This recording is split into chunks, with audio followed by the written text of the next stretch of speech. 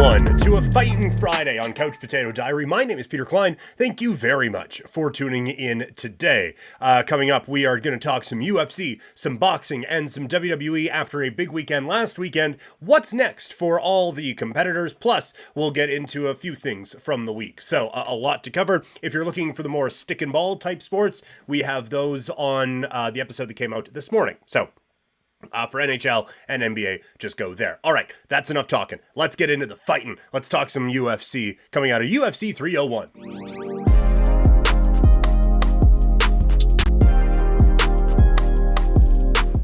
So, UFC 301 is now in the books, and the champion stays the champ as Pantoja gets the victory in a unanimous decision win over Steve Erceg. And a lot of talk about Erceg in the final moments looking for a takedown when maybe he shouldn't have. And this is one of the reasons why I always bring up people's resumes and looking at like, okay, who has this guy fought before and what types of situations has he been in? Because that is something that could work against a number of fighters.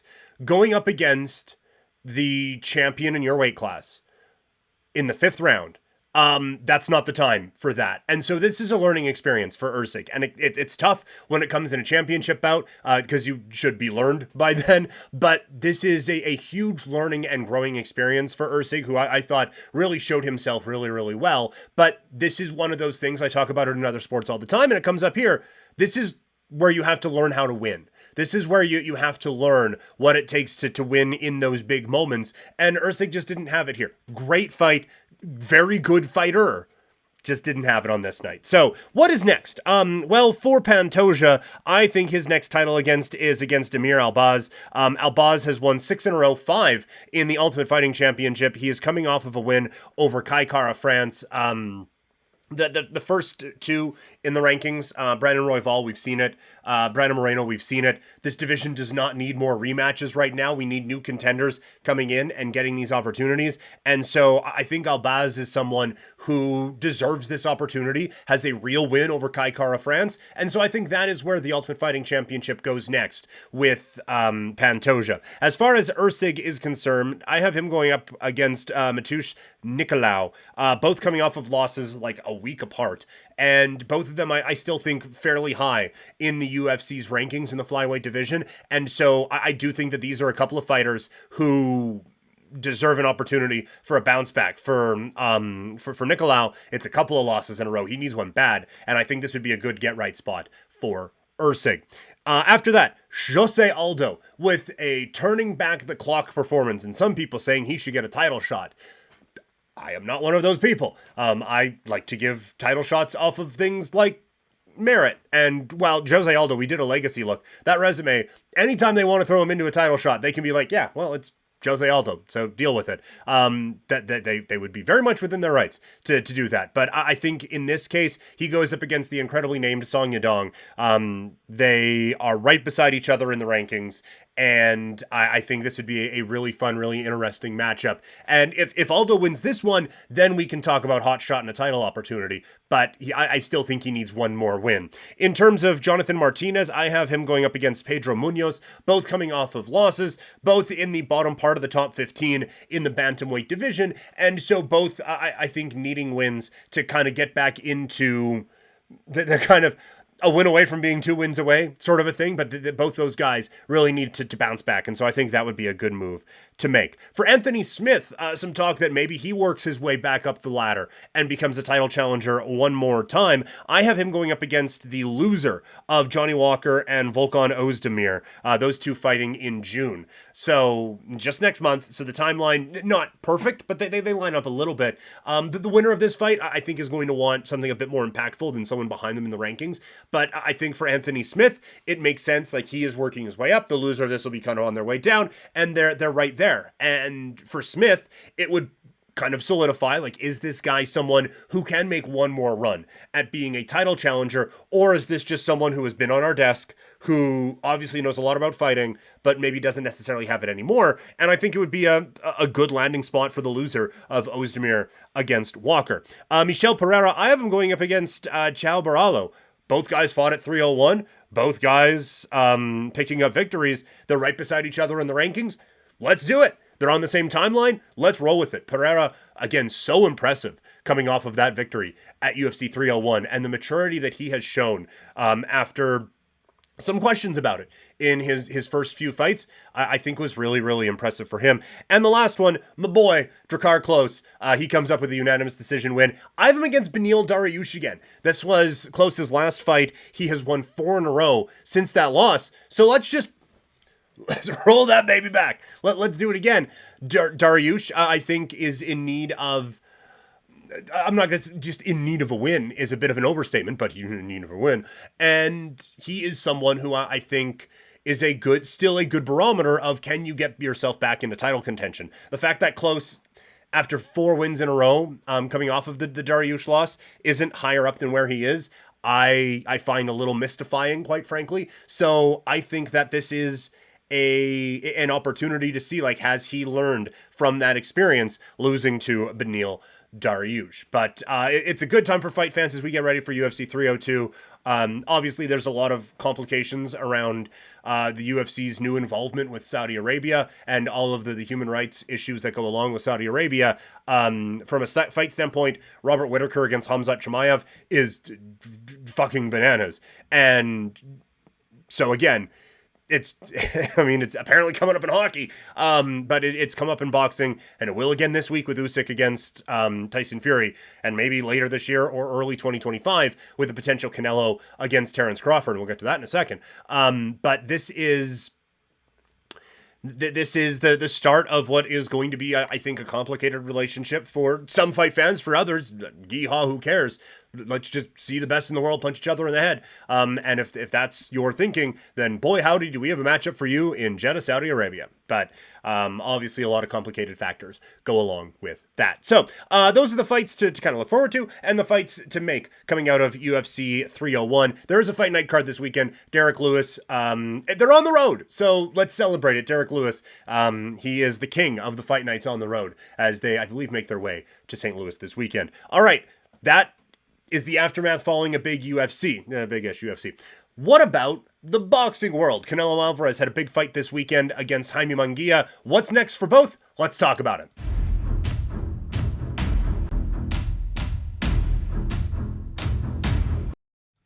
So, Canelo Alvarez with a unanimous decision win over Jaime Munguia. We have broken that fight down at length here around these parts. I still think when you look at pound for pound rankings, you have to go Inoue 1 after a really solid win on Monday morning that I still can't find here in Canada, which is endlessly frustrating. I do have Terence Crawford 2 after a win over Errol Spence Jr. And I do have Usyk 3, what he was able to do in heavyweight moving up from cruiserweight. And then I have Canelo at 4, but a very, very strong top 4. For Canelo, look, the Terence Crawford fight is so much fun. However, I think you have to go David Benavidez next. Benavidez is the obvious title challenger for the undisputed crown in the super middleweight division at 168 pounds and has been for a while now. And for whatever reason, Canelo's team, I always say Canelo, it is Canelo's team, and I don't know who has the biggest say in what. I would venture to guess that Canelo Alvarez hasn't been afraid of a fight in his life. He would fight an oncoming Mazda if he wanted to. So I don't think that it is specifically him. I think a lot of it is his team around this, but I do also think if he went, hey, fuck faces, let me fight this guy, I think that he would then fight that guy. So when I say Canelo, I do mean Team Canelo, but there has been a hesitation from Team Canelo to want to throw him into the ring against David Benavidez for whatever reason. And I think you saw a little bit of it on Saturday night at T-Mobile Arena in Las Vegas, Nevada, because that was not as overwhelming a crowd for Canelo Alvarez as Canelo Alvarez is used to. And there is this sense that Benavidez is the next one in Mexican boxing. So what would that reaction be for Canelo, who is still viewed in very high regards out in certainly Guadalajara? I don't think that will ever change, but everywhere in Mexico. When we were down in Puerto Vallarta a couple months ago, that was a couple months ago, but obviously you can get everything bootleg down there and everything is cheap, except except for Canelo stuff. You can't get one bootlegged Canelo anything. You got to pay more than full price. A Canelo hat was 120 American dollars. You get it online for 40, but so that they still view him in the highest regards. And maybe there is a concern for damaging that reputation, but I think David Benavidez has to be the one next. And then if you want to do Canelo against Benavidez in September, and then you want to do Canelo against Terence Crawford, Cinco de Mayo weekend, or whenever Saudi Arabia wants them to do it, then go for it that way. But I still think you need to take care of the David Benavidez part. That Crawford fight will be there even if he loses, quite frankly. And maybe he'll want a bit of a softer landing coming off of a loss. But that fight will be there. And so I think you have to take care of this one first. If you want to be the guy who is unifying titles and then defending them, this is the one you have to defend. And out of this one, Jaime Munguia taking on Caleb Plant. Plant may not want to. He has losses in 2 of his last 3. Now the losses are to the 2 guys we just talked about in Canelo and David Benavidez. So again, maybe he wants a bit of a softer landing spot, but Plant is a top 3 fighter at 168. And Munguia, like I said earlier this week when he said he thought he could beat anyone not named Canelo with the performance that he put on, I tend to agree with him. And so I think that there needs to be another real challenge for him and just kind of keep him in the limelight. I think you could headline at least a free to zone card with this type of a fight and continue to build up the name of Jaime Munguia.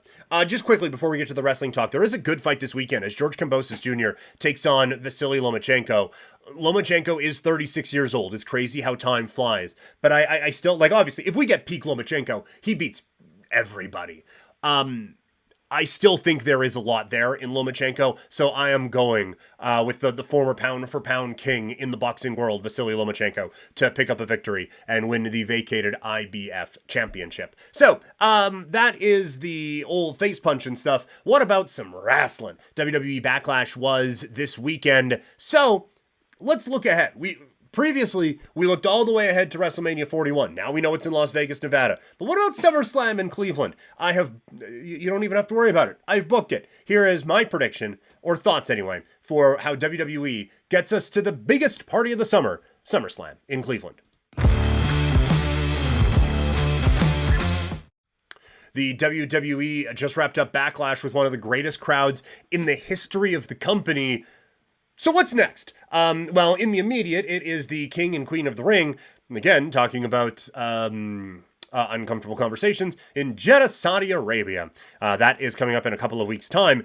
But beyond that, we have a lot going on. It is SummerSlam. It is Money in the Bank in Toronto. And then it is SummerSlam in Cleveland, Ohio. And so I thought, instead of going all the way out to WrestleMania, let's book this thing down just to SummerSlam. Let's see how we get to the midpoint of the year in the WWE. I went with 9 matches because that's how many they had last year. And let me tell you, it was tough getting everyone on this show. And you remember last year, they couldn't get Trish Stratus against Becky Lynch on the show, or didn't. I guess they probably could have. It's their show.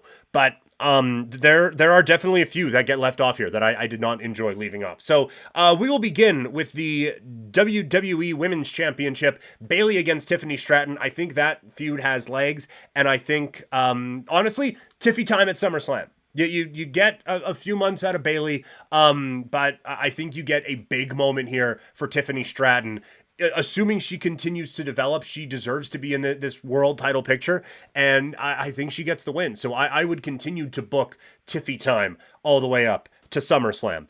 Next, I would go the Gorillas of Destiny and Solo against the Pride. So Bobby Lashley and the Street Profits. I think the Street Profits are a great team to make the Gorillas of Destiny look really good. And I think Solo Sikoa taking out a big monster like Bobby Lashley is a really good way to continue to build up this faction as we get ready for a bit more faction warfare later to come in the year. The women's tag team titles, I'm going back with what didn't work in Lyon, but I'm hoping that it gets better.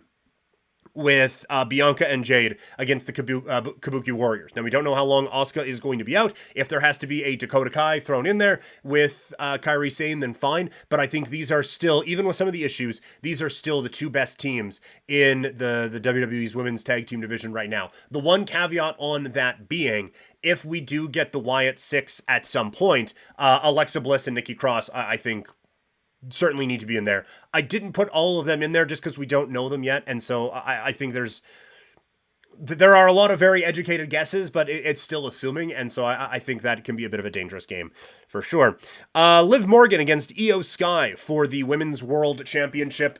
Io winning it at SummerSlam last year, cashing in Money in the Bank. I think Liv Morgan does come away with the title win over Becky Lynch, and I think these two have an unbelievable match. But if you guys have watched the show for any length of time, most of my fantasy booking eventually leads to, and Io Sky wins the championship, because I think she is that talented of a performer. The United States title on the line. Logan Paul, he's gotta be in Cleveland, going up against Andrade. I think these two have an unbelievable match and just completely blow things away. So I think there's a lot of fun there. I got the big meaty men smack and meat with Gunther taking on Braun Strowman.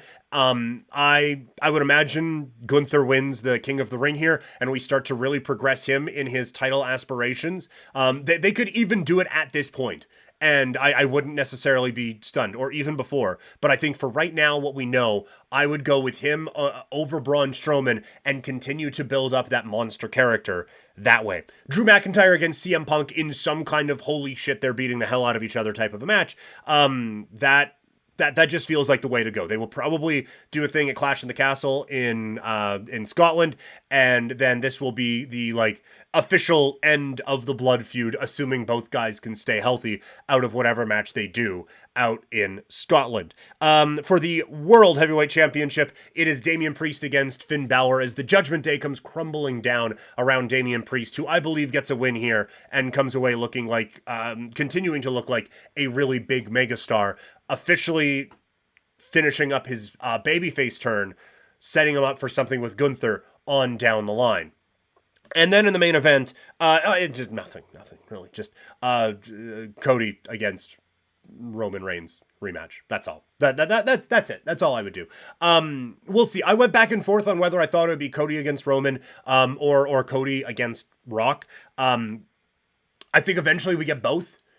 I don't know how we get there, quite honestly, because I do think at WrestleMania 41 in Las Vegas, it will be The Rock against Roman Reigns. So again, I don't know how you get both Cody rematches in this year. Maybe it is, or matchups in this year. Maybe you just go Cody against Rock here. Rock moves on from it, and then you go Rock against Roman, or fucking Rock wins the title here. Who knows? I think there's a lot of ways you can go with this, but Cody is definitely in the main event, and he will continue to hold that title, I think, for a very long time.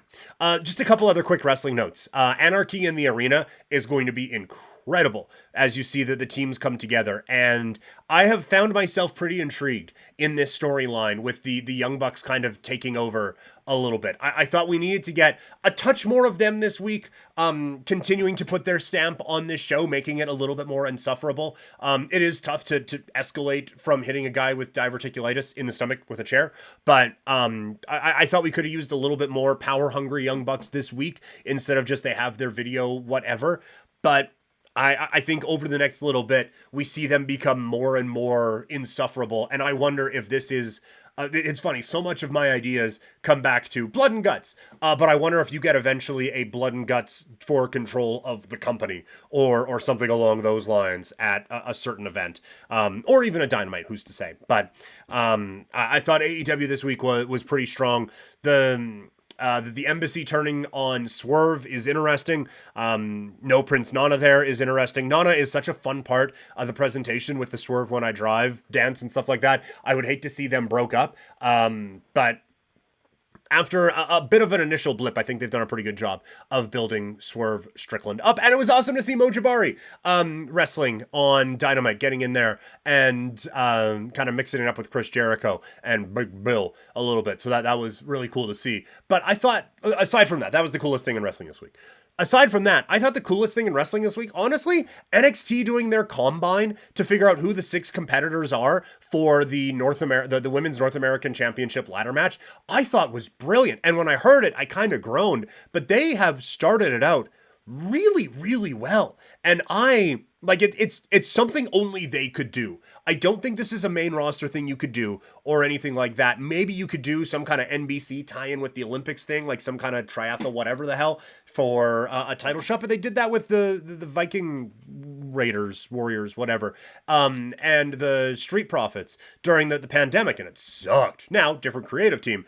But I thought this was, I kind of groaned when I heard it. And then to see it in execution, I thought it was so unique and so brilliant and such a great use of something they do there anyway. And it's a real good way of putting over a lot of your talent at once instead of just here's a match, here's a match, here's a match, here's a match.